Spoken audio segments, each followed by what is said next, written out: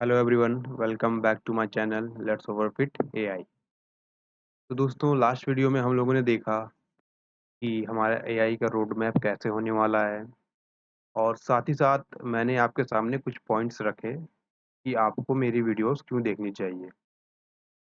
और आज की वीडियो में हम देखने वाले हैं इंट्रोडक्शन ऑफ एआई। तो चलिए देख लेते हैं हम लोग इसमें क्या क्या पढ़ने वाले हैं।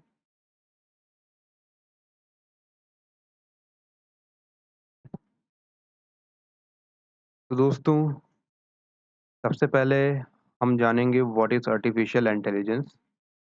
इसके डेफिनेशन को जानेंगे हम। उसके बाद हम जानेंगे इसका इवोल्यूशन कैसे कैसे हुआ, और फिर आखिर में हम जानेंगे आर्टिफिशियल इंटेलिजेंस के मेजर ब्रांचेस क्या क्या हैं। तो आइए चलिए पहला सेक्शन देख लेते हैं। तो इसका एक स्टैंडर्ड डेफिनेशन है। Artificial intelligence is the field of computer science that focuses on building machines that can perform tasks that normally require human intelligence, such as learning, reasoning, problem solving, perception, and language understanding। यानी कि artificial intelligence का इस एक तरह की field है जिसका focus है ऐसे इंटेलिजेंट मशीन्स बनाना जो कि हमारी तरह नॉर्मल ह्यूमन बीइंग की तरह लर्न कर सकें, रीजनिंग कर सकें, प्रॉब्लम सॉल्विंग कर सकें, एटसेट्रा एटसेट्रा। और इसे अगर हम लोग बहुत ही सिंपल लैंग्वेज में अगर समझाना चाहें तो इसे हम कह सकते हैं मशीन्स को सोचने और समझने की एबिलिटी देना ही आर्टिफिशियल इंटेलिजेंस है। तो चलिए देख लेते हैं इसके आज के कुछ मॉडर्न डेज एग्जांपल्स क्या क्या हैं। सबसे पहला मेरा फेवरेट एग्जांपल चैट जीपीटी।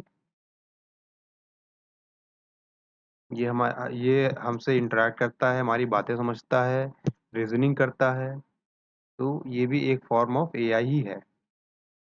दूसरा एग्जांपल जैसे हो सकता है हमारे फ़ोन्स में जो फेशियल रिकॉग्निशन ऐप्स लॉक्स रहते हैं, वो भी एआई के प्रिंसिपल पे ही वर्क करते हैं।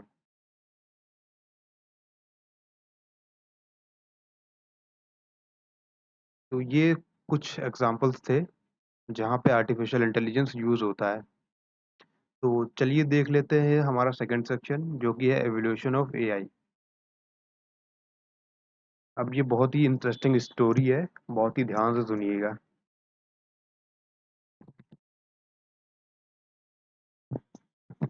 तो सब कुछ स्टार्ट होता है करीब 1940 50 के आसपास की बात है। दुनिया में अभी-अभी वर्ल्ड वॉर हुए थे, सब उसके हॉरर से निकल रहे थे और कंप्यूटर्स नए-नए बन रहे थे, जो कि बहुत ही बड़े-बड़े रूम्स में रखे जायंट मशीन हुआ करते थे उस टाइम पे, और वो बहुत ही बेसिक से कैलकुलेशन किया करते थे बस। तो इसी दौरान एक मैथमेटिशियन हुए, एलान ट्यूरिंग।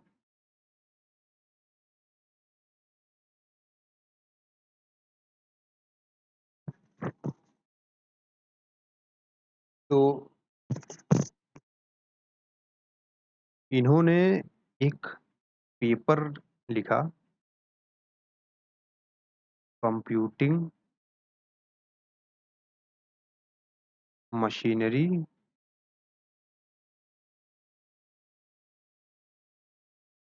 And intelligence.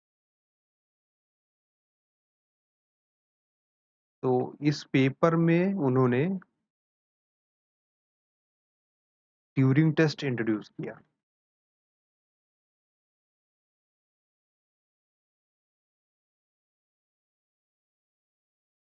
और साथ ही उन्होंने उस पेपर में एक सवाल पूछा जो कि था, कैन मशीन्स थिंक? क्या मशीन हो सकती हैं हमारी तरह? तो ये बहुत ही एक इम्पोर्टेंट क्वेश्चन था उस टाइम के हिसाब से। और ये एक बहुत ही फिलोसॉफिकल और साइंटिफिक सवाल दोनों ही था। और ट्यूरिंग टेस्ट के बारे में हम लोग चाहिए जान लेते हैं क्या होता है ट्यूरिंग टेस्ट। तो सपोज करिए एक टेस्टर है और यहाँ पे एक मशीन है और यहाँ पे एक ह्यूमन है। तो मशीन का एम जो होता है यहाँ पे इस टेस्टर को फूल करना होता है। यानी टेस्टर अगर ये ना जान पाया कि वो मशीन से इंटरेक्ट कर रहा है या ह्यूमन से इंटरेक्ट कर रहा है, क्योंकि उससे पता नहीं होता वो कब किस टाइम पे कौन से एंटिटी से इंटरेक्ट कर रहा है। तो इसका मशीन का एम यही होता है कि वो ह्यूमंस की तरफ सिमुलेट करके आंसर्स दे पाए। और अगर ये टेस्टर ये जान नहीं पाता है, डिफरेंशिएट नहीं कर पाता है कि मशीन कौन सा मशीन है और कौन सा ह्यूमन है, तो हम कहते हैं कि मशीन ने ट्यूरिंग टेस्ट पास कर लिया है। अदरवाइज फेल हो जाता है वो। तो ये था दोस्तों ट्यूरिंग टेस्ट। और यहीं से आर्टिफिशियल इंटेलिजेंस की नींव रखी गई थी और लोगों ने सोचना चालू किया कि क्या सच में मशीन्स को ह्यूमंस जितना इंटेलिजेंट बनाया जा सकता है। तो ये थे एलान ट्यूरिंग और इन्होंने ये दो चीज़ें इंट्रोड्यूस करी, ट्यूरिंग टेस्ट और कैन मशीन्स थिंक का सवाल। फिर आए एक और साइंटिस्ट 1952 में, आर्थर सैमुअल,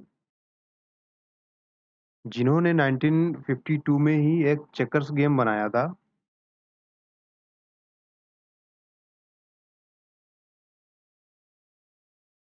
अब इस गेम की खासियत ये थी कि ये गेम खुद खेलते-खेलते सीखता था और अपनी परफॉर्मेंस इम्प्रूव करता था। अब सोचिए 1950s के एक बेसिक कंप्यूटर पे ऐसी ऐसा काम किया गया, कितनी बड़ी बात है ये। ये था पहला प्रैक्टिकल मशीन लर्निंग का एग्ज़ाम्पल। और आगे चल के इन्हीं को इन्हीं ने एक टर्म इंट्रोड्यूस किया, मशीन लर्निंग।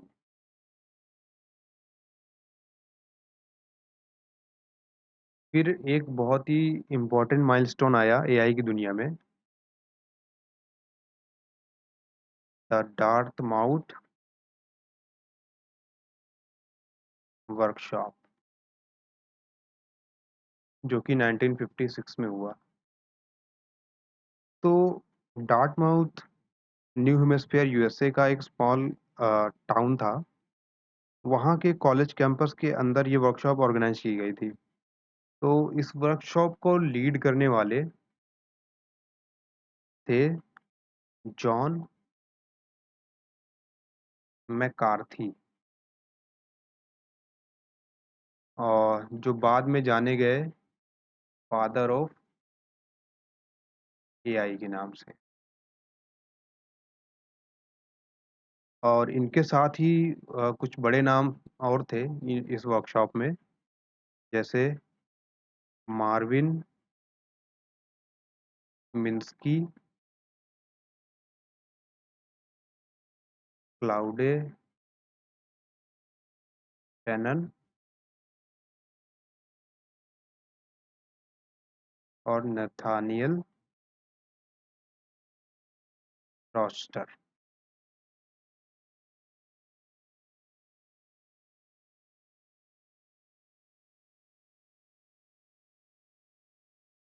अब ये तीनों भी एआई की फील्ड में आगे चल के बहुत ही बड़े नाम बने। अब आपका होमवर्क ये है कि आप इनके कंट्रीब्यूशन को पता करिए एआई के डोमेन में और कमेंट्स में लिखिए। अब इन सब लोगों ने मिलके इस वर्कशॉप में एक प्रपोजल लिखा था just a second.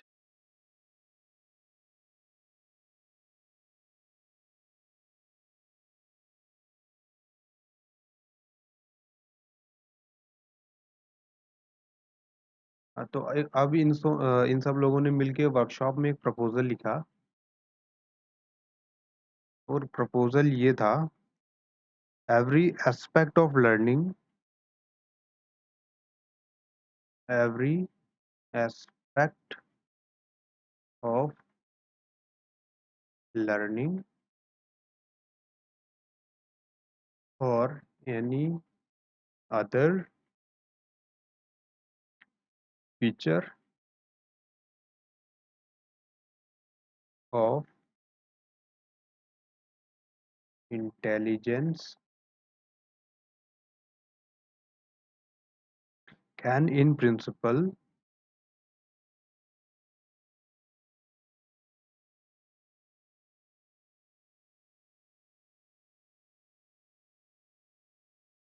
be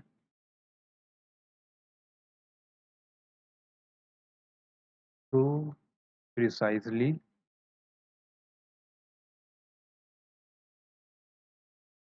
described that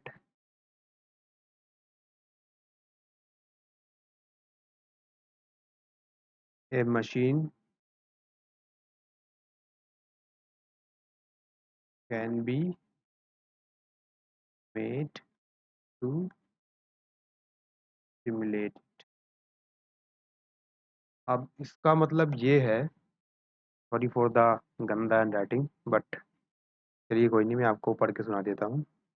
every aspect of learning और any other feature of intelligence can in principle be so precisely described that a machine can be made to simulate it।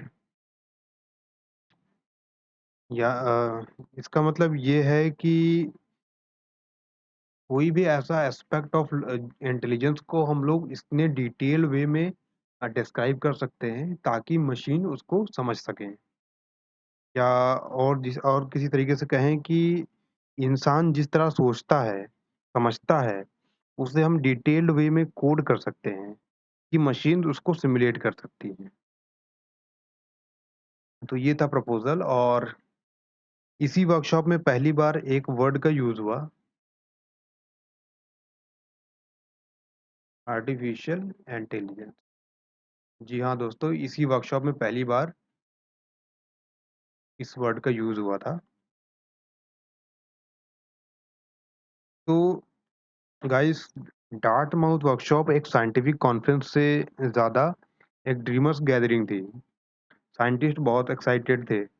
उन्हें लग रहा था कि बस 10 साल के अंदर हम फुली इंटेलिजेंट मशीन बना लेंगे जो इंसान जैसे सोचेंगी। बट एक ट्विस्ट भी था, उन्होंने एआई को अंडर एस्टिमेट कर दिया।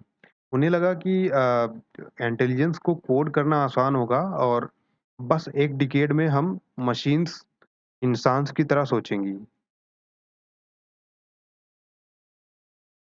रियलिटी ये थी कि प्रॉब्लम बहुत ही ज़्यादा कॉम्प्लेक्स थी। फिर भी डार्टमाउथ वर्कशॉप को एक माइलस्टोन की तरह देखा जाता है, एक स्टार्ट, क्योंकि एक स्टार्टिंग पॉइंट था जहाँ से एआई एक अलग डिसिप्लिन के रूप में जाना गया। उस समर मीटिंग ने एआई को एक नाम, एक विज़न और एक कम्युनिटी दी।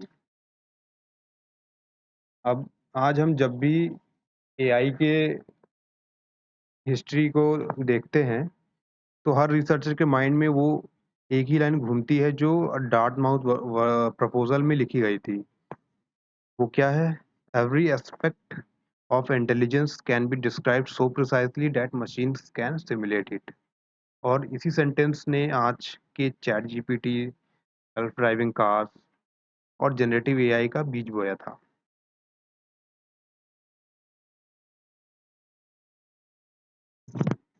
फिर करीब 1973 की बात है, एक रिपोर्ट आई, लाइट हिल रिपोर्ट, जिसमें कहा गया, लाइट हिल रिपोर्ट यूके में आया था। तो इसमें कहा गया कि जितना प्रॉमिस किया गया था उतना प्रोग्रेस दिख ही नहीं रहा है। हाँ, वो भी सही बात है। साइंटिस्ट ने काफ़ी ज़्यादा ही अंडर एस्टिमेट कर लिया था एआई को। तो लोगों का इंटरेस्ट कम होने लगा एआई को लेके। लोग सोचने लगे कि एआई बस एक हाइप है। लैब्स बंद होने लगे, फंडिंग्स बंद हो गई, जिससे एआई विंटर कहा गया, जो कि 1974 से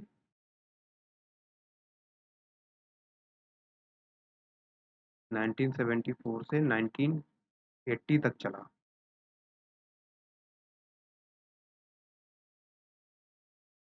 अब साइंटिस्ट को भी लगा कि हम कुछ ज़्यादा ही ऑप्टिमिस्टिक हो रहे थे। तो उन्होंने सोचा क्यों ना हम एक पार्टिकुलर प्रॉब्लम को पकड़ें और उसके लिए रूल्स लिखें। साइंटिस्ट ने फिर रूल बेस्ड सिस्टम बनाना स्टार्ट किया, और यहाँ से आया एक नया कॉन्सेप्ट, एक्सपर्ट सिस्टम का।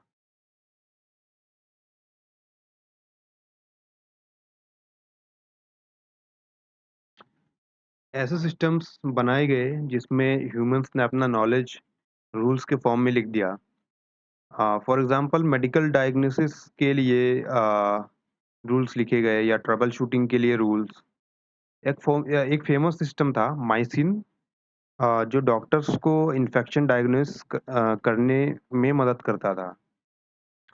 इसी बीच जापान ने भी अपना फिफ्थ जनरेशन कंप्यूटर प्रोजेक्ट भी लॉन्च किया।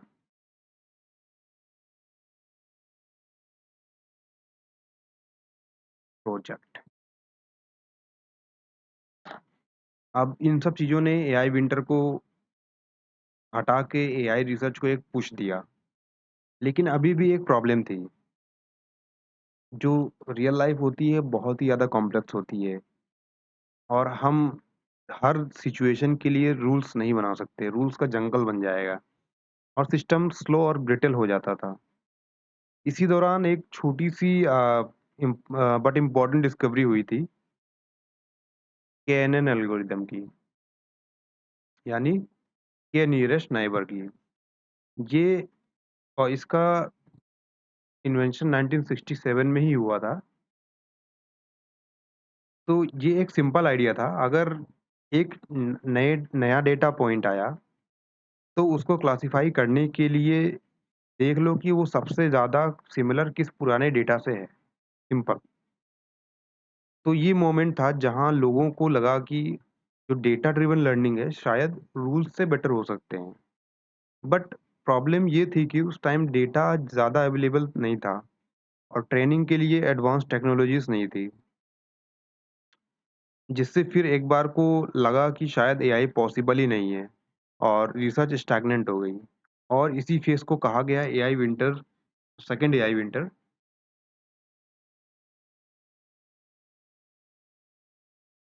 ये फर्स्ट एआई विंटर था, जो कि चला करीब 1987 से 1993 तक।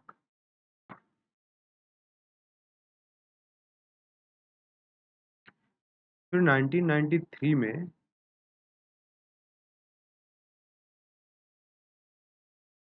से लेके 1993 से लेके 2000 तक कुछ छोटे मोटे डेवलपमेंट्स हुए।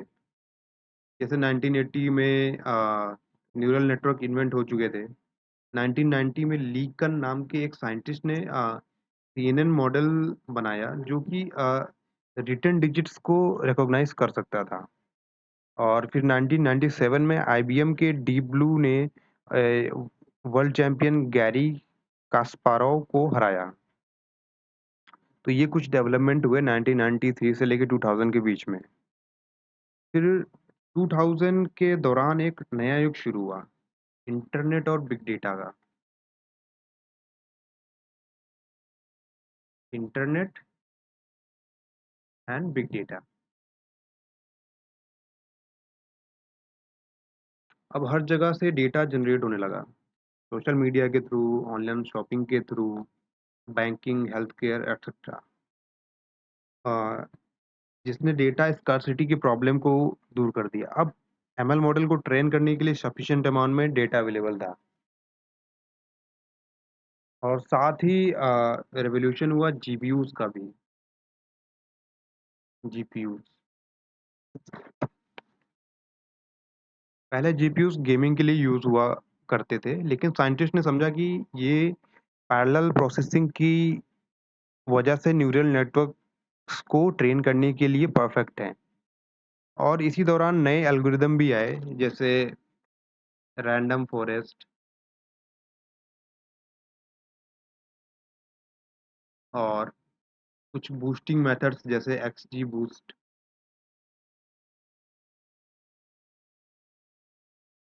और एडा बूस्ट। तो ये सब एक रोबस्ट और एक्यूरेट मॉडल्स थे जिन्होंने इंडस्ट्री में एमएल को फिर से अडॉप्ट करवाया। Fraud detection, medical analytics, online recommendation models बनने लगे। मशीन लर्निंग फिर से दुनिया का एक बज़वर्ड बन गया। और फिर वो वे भाई जिसने सब कुछ बदल के रख दिया। क्या? Deep learning.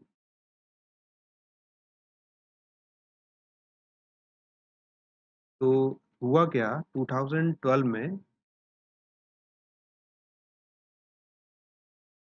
एक इमेजनेट कंपटीशन हुआ करता था, जहाँ पे लोग जाया करते थे अपने मॉडल्स को बना के, और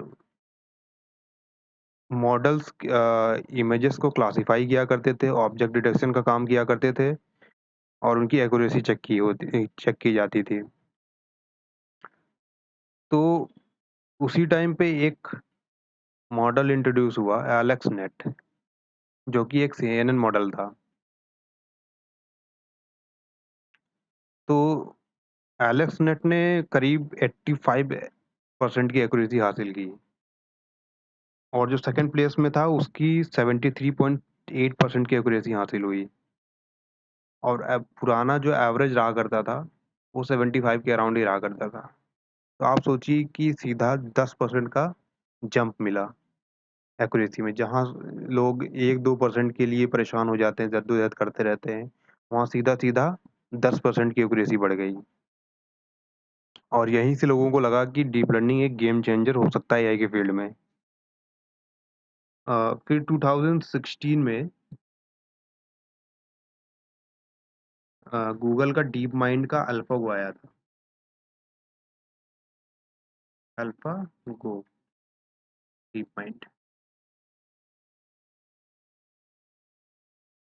तो अल्फागो ने एक वर्ल्ड चैंपियन को गो गेम में बीट किया था। ये इम्पॉसिबल लगता था, लेकिन रीइंफोर्समेंट लर्निंग ने सबको प्रूव कर दिया कि एआई अनइमेजिनेबल चीज़ें कर सकता है। और फिर 2017 में एक हिस्टोरिक मोमेंट आया। I will write here. 2017 में क्या हुआ था उस टाइम? एक लेजेंडरी रिसर्च पेपर आया। Attention is all you need.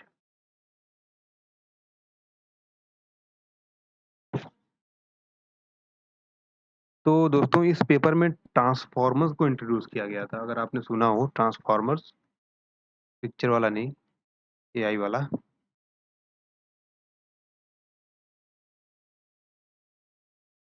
तो इस पेपर में ट्रांसफॉर्मर्स को इंट्रोड्यूस किया गया और एनएलपी में एक गेम चेंजर क्रिएट कर दिया गया। अब एआई के मॉडल टेक्स्ट को पहले से कहीं बेहतर तरीके से समझ पा रहे थे और रिस्पॉन्स दे पा रहे थे। इसी से मॉडल्स बने जैसे बर्ट, जीपीटी और चैट जीपीटी, जो अब आप और हम रोज यूज करते हैं। और अब हम नए एक दौर में आ चुके हैं जो कि है जनरेटिव एआई का।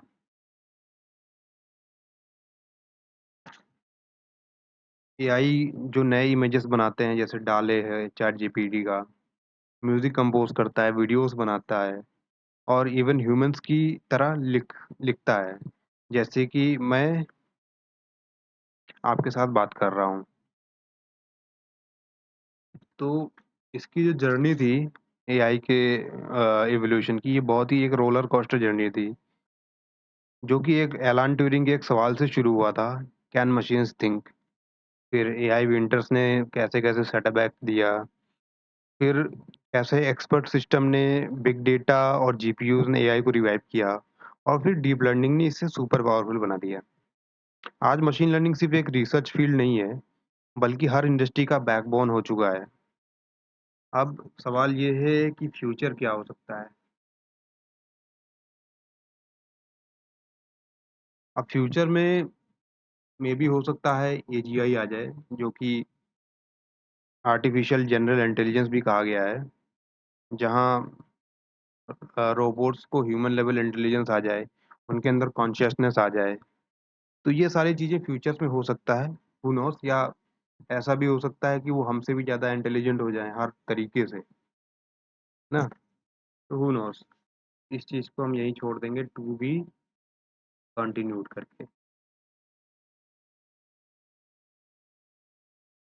तो ये थी दोस्तों एआई एवोल्यूशन की एक बहुत ही इंटरेस्टिंग स्टोरी। आप ज़रूर बताना ये आपको ये स्टोरी कैसे लगी, और चलिए आइए देख लेते हैं इसके ब्रांचेस क्या-क्या रहेंगे।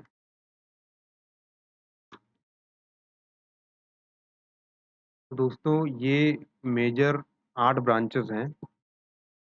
सबसे पहले है machine learning, then deep learning, then natural language processing, then computer vision, reinforcement learning, generative AI, robotics and expert system. तो ये मेजर ब्रांचेस हैं। आइए हम लोग एक-एक करके समझते हैं ये सारी चीज़ें क्या-क्या हैं।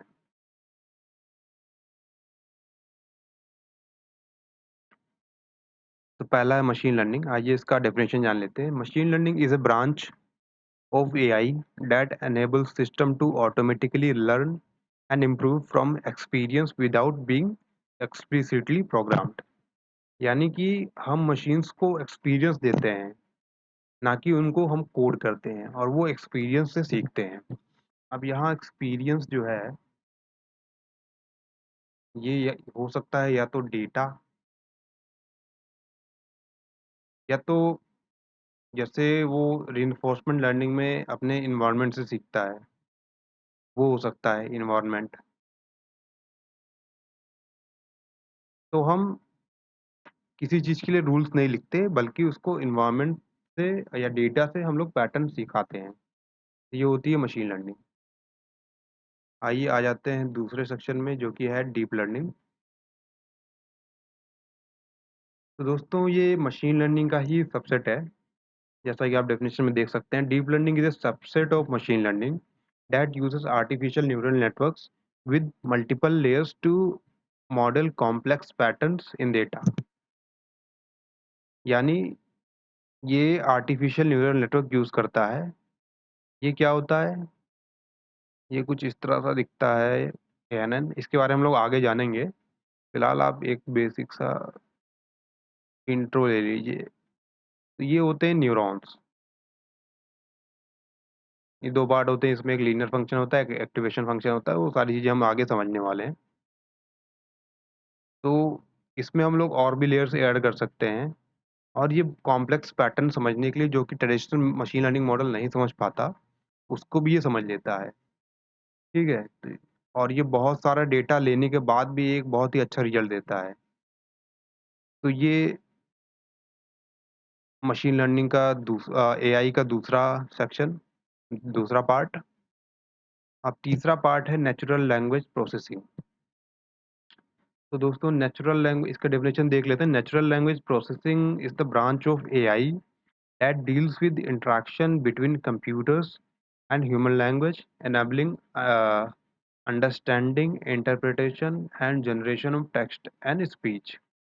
यानी ये एआई का वो ब्रांच है जहाँ पे ह्यूमंस और कंप्यूटर्स, जो हम नेचुरल लैंग्वेज में इंटरैक्ट करते हैं, उससे डील किया जाता है। यानी मशीन्स को हमारा नेचुरल लैंग्वेज अंडरस्टैंड करने के लिए, इंटरप्रेट करने के लिए, और generation of new text and speech करने के लिए हम लोग जो भी चीज़ें करते हैं, वो इस फील्ड में आती हैं। और ये जहाँ अप्लाई होता है कुछ एग्जांपल्स हो सकते हैं, जैसे सीरी होती है एलेक्सा, सीरी होती है एप्पल में, या एलेक्सा, ये हमसे नेचुरल लैंग्वेज में बात करती है। चैट जीपीटी तो है ही। तो ये कुछ एग्जांपल्स हैं जहाँ नेचुरल लैंग्वेज का एप्लीकेशन होता है। फिर चौथा आता है कंप्यूटर विजन। तो computer vision is the field of AI that enables machines to interpret and process visual data from world to make decision और prediction।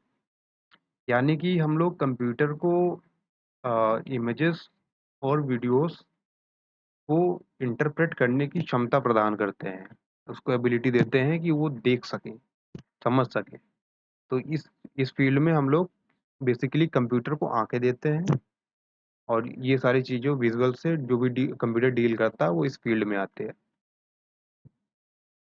एग्जाम्पल जहाँ हम लोग देख लेते हैं एक आध, जहाँ ये अप्लाई किया जाता है। फॉर एग्जांपल फेशियल रिकॉग्निशन तो हमने बताया है शुरुआत में। कुछ और ऐसा एग्जांपल, हाँ, हम लोग क्यूआर कोड जो स्कैन करते हैं पेटीएम के द्वारा या कोई भी ऐसा यूपीआई के थ्रू, वहाँ पे भी कंप्यूटर विजन का ही काम होता है। या फिर कैंसर डिटेक्शन होता है यूजिंग अल्ट्रासाउंड और एक्सरे, ये भी कंप्यूटर विजन के ही डोमेन में आता है। तो ये था चौथा पार्ट।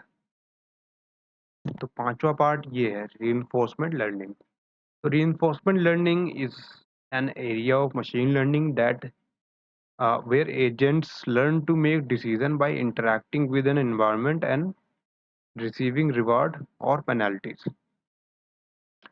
तो इसमें होता ये है कि कोई भी एक एआई एजेंट होता है, वो इन्वायरमेंट के साथ इंटरैक्ट करता है, और उसे कोई एक पार्टिकुलर टास्क परफॉर्म करना होता है, और वो अगर वो टास्क सही तरीके से परफॉर्म करता है तो उसको रिवॉर्ड्स मिलते हैं, और गलत तरीके से परफॉर्म करता है उसको पेनल्टीज मिलते हैं, जिससे वो धीरे धीरे सीखने लगता है। तो ये फील्ड उससे डील होता है, उस चीज़ को डील करती है।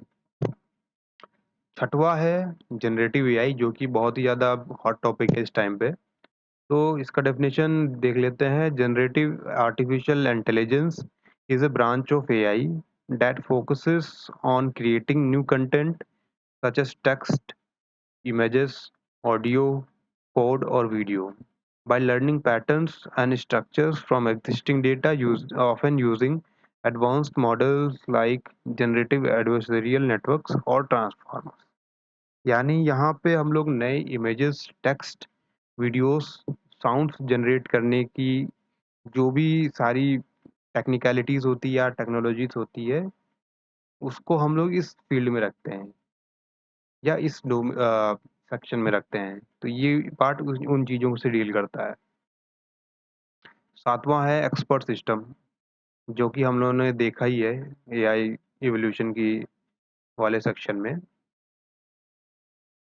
तो आइए इसका डेफिनेशन देख लेते हैं। Expert systems are AI programs that simulate decision making ability of a human expert by using knowledge base and inference rules. तो आज के टाइम पे जो एक्सपर्ट सिस्टम होते हैं वो पुरानी एक्सपर्ट सिस्टम की तरह बस रूल बेस्ड भी नहीं होते हैं। उनको एक ब्लेंड मिलता है, मॉडर्न एआई एमएल के साथ साथ वो रूल बेस्ड भी होते हैं। तो ये होते हैं एक्सपर्ट सिस्टम। और last but not the least, robotics. तो robotics is an interdisciplinary branch of AI and engineering that focuses on designing and creating intelligent machines capable of performing physical tasks autonomously। यानी कि ऐसे machines बनाना जो कि task खुद perform कर पाए, simple. तो दोस्तों ये था टोटल 8 पार्ट एआई के।